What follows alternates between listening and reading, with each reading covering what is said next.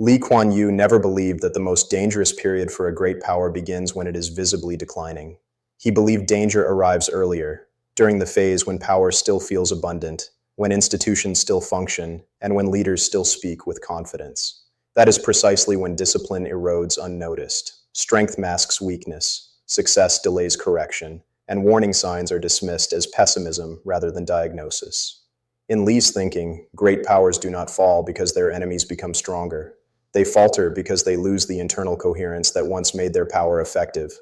Power, he argued, is not merely the ability to act. It is the ability to act consistently, predictably, and with restraint. When a nation loses that capacity, its power becomes volatile. Volatility, not weakness, defines the dangerous phase. If Lee were assessing the United States today, he would not question its capabilities. He would question its alignment. The United States remains unmatched in military reach, economic scale, technological innovation, and global influence. But Lee would ask whether these assets are still being converted into stable outcomes. Conversion, not accumulation, was his measure of strategic health. The dangerous phase begins when power no longer produces order, but uncertainty, when allies hedge instead of align, when adversaries test instead of deter, when neutral states prepare for instability rather than stability. These behaviors are not reactions to weakness, they are reactions to unpredictability.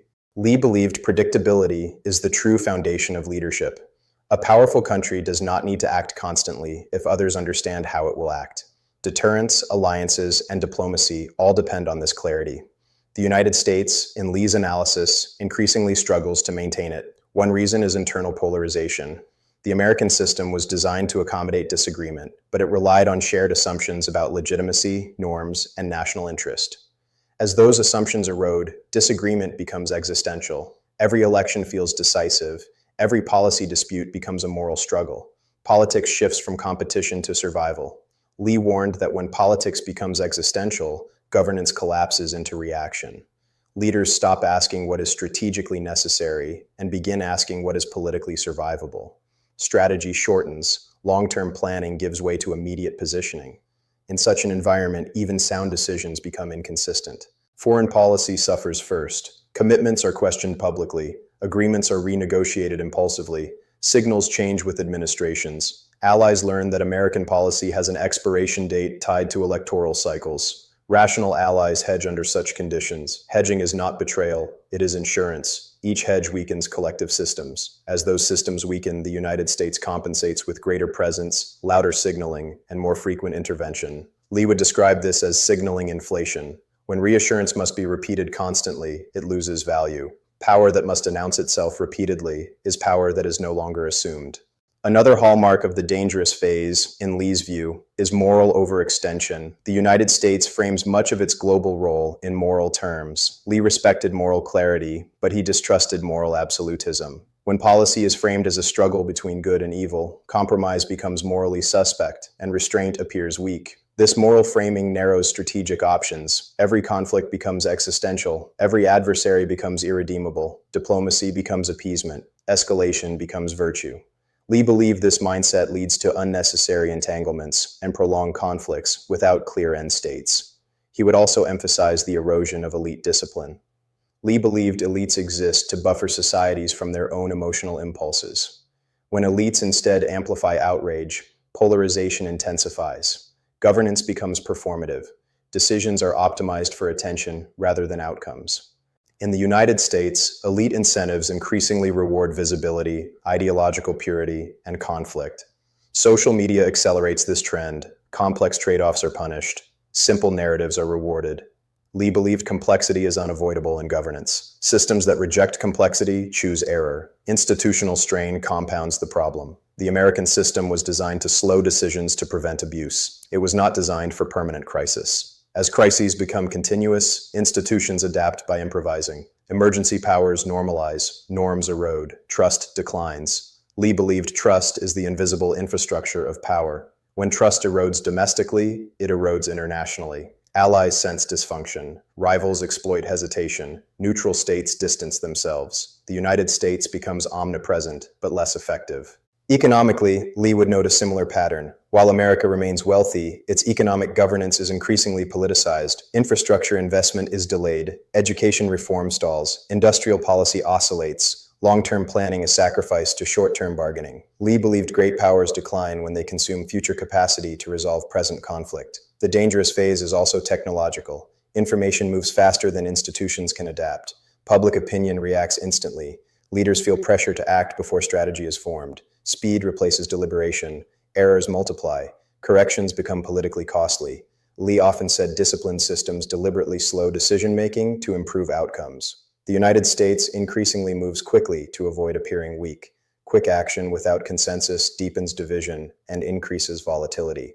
Another warning sign is diffusion of focus. The United States responds to crises across multiple regions simultaneously. Presence replaces prioritization. Lee believed strategy is defined by what you choose not to do. A power that cannot say no eventually exhausts itself. Overextension does not begin with conquest, Lee argued. It begins with obligation. Commitments accumulate incrementally until coherence collapses. The United States' dangerous phase reflects this dynamic. It is everywhere, but decisive nowhere. Psychologically, the danger is amplified by confidence. Americans still feel powerful, and they are. But feeling powerful without discipline leads to miscalculation. Miscalculation in a fragmented world escalates quickly. Lee would stress that great powers do not lose leadership when they lose wars.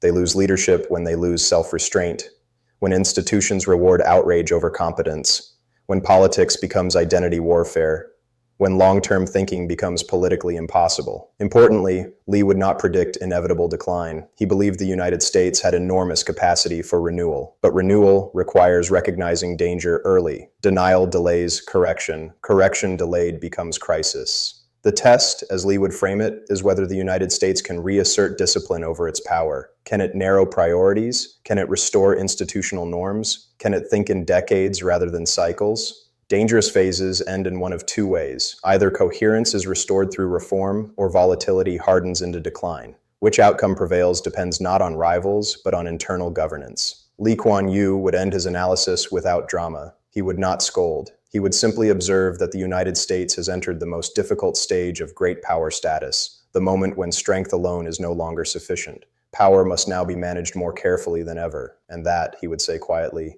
is far harder than acquiring it.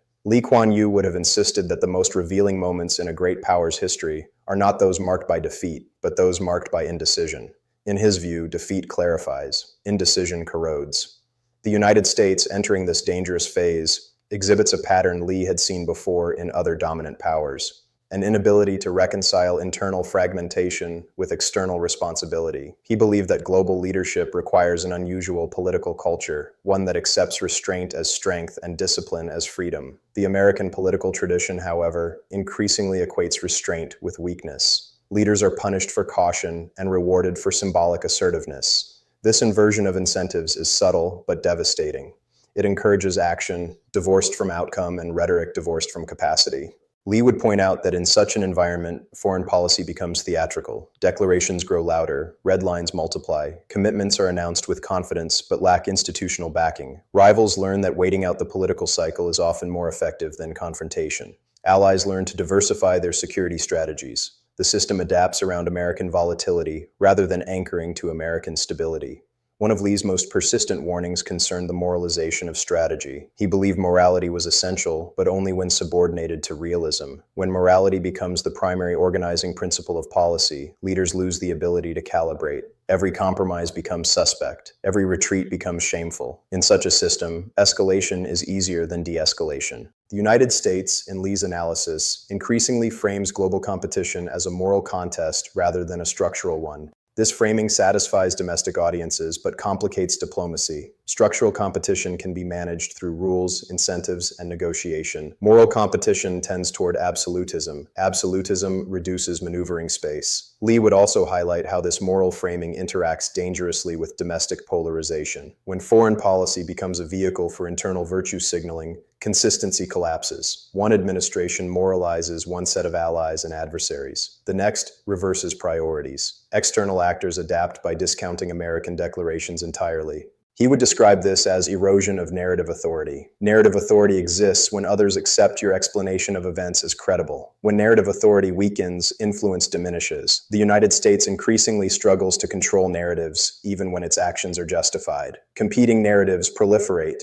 Confusion replaces alignment. Another element Lee would focus on is institutional fatigue. American institutions were designed for balance, not velocity. They function best when political competition respects unwritten norms. As those norms erode, institutions are forced into constant defensive posture. Oversight becomes obstruction. Executive action becomes unilateral. Courts become politicized. Lee believed politicized institutions lose legitimacy abroad as well as at home. Allies trust institutions more than personalities. When institutions appear unstable, alliances weaken even if leaders reassure. Trust, once lost, is expensive to rebuild. He would also examine the American economy through a strategic lens rather than a financial one. Economic strength, Lee argued, is not measured by consumption, but by capacity. Capacity includes infrastructure, education, industrial depth, and fiscal discipline. In the United States, these foundations are increasingly subject to political gridlock. Lee would be particularly concerned by the willingness to trade long-term capacity for short-term political advantage. Deficits are normalized, investment cycles are disrupted, education reform stalls. He believed great powers decline when they consume tomorrow to stabilize today. The dangerous phase is also demographic and social. Lee believed cohesive societies project stability outward. Fragmented societies export uncertainty. The United States' internal identity struggles absorb enormous energy. Energy spent internally is energy unavailable for strategic adaptation. He would caution that no amount of external success can compensate for internal fragmentation. Military victories do not heal social division. Economic growth does not restore trust automatically. Without trust, governance becomes coercive rather than consensual. Lee often spoke about the importance of elite responsibility. He believed elites must restrain mass emotion rather than exploit it. In the United States, elite behavior increasingly mirrors public outrage instead of moderating it. This accelerates polarization and shortens policy horizons. He would compare this phase to late stages of other dominant powers, not at the point of collapse, but at the point where internal conflict consumed attention and strategic discipline eroded. The Roman Republic before Caesar, Britain between the wars. In each case, power remained vast, but coherence was lost. Lee would stress that the United States is not condemned to repeat these trajectories. History does not determine outcomes, incentives do, change incentives, and behavior changes. But changing incentives requires political courage. The most difficult reform in Lee's view would be restoring strategic prioritization. The United States must decide what truly matters and what does not. It must accept trade-offs openly rather than pretending every interest is existential. This is politically painful but strategically necessary. He would also urge restoration of institutional norms, not through nostalgia, but through discipline. Rules must bind even when inconvenient. Restraint must be rewarded, not punished. Without this, volatility persists. Lee would argue that the United States must relearn how to say no, to allies, to domestic factions, to itself. Saying no preserves capacity. Capacity preserved enables decisive action when it truly matters. He would also emphasize the need to separate domestic identity from external strategy. A nation cannot negotiate with the world if it is negotiating with itself constantly. Internal consensus does not require uniformity, but it does require shared priorities. The dangerous phase, Lee would say, is not a verdict. It is a warning. Warnings are useful only if acted upon. Great powers that recognize danger early reform quietly and endure. Those that dismiss warnings as pessimism drift until reform becomes unavoidable and traumatic. He would conclude by reminding that leadership is not proven by dominance, but by restraint. Not by volume of action, but by clarity of purpose. The United States still possesses every material requirement for leadership. What it lacks, temporarily, is discipline. Discipline can be restored, but it cannot be restored by rhetoric alone.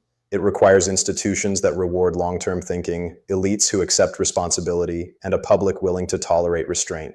Until then, the United States will remain in its dangerous phase, powerful, influential, but increasingly volatile. And volatility, Lee Kuan Yew would say quietly, is the most expensive form of power. Lee Kuan Yew would end his analysis without drama. He would not scold. He would simply observe that the United States has entered the most difficult stage of great power status, the moment when strength alone is no longer sufficient. Power must now be managed more carefully than ever. And that, he would say quietly, is far harder than acquiring it.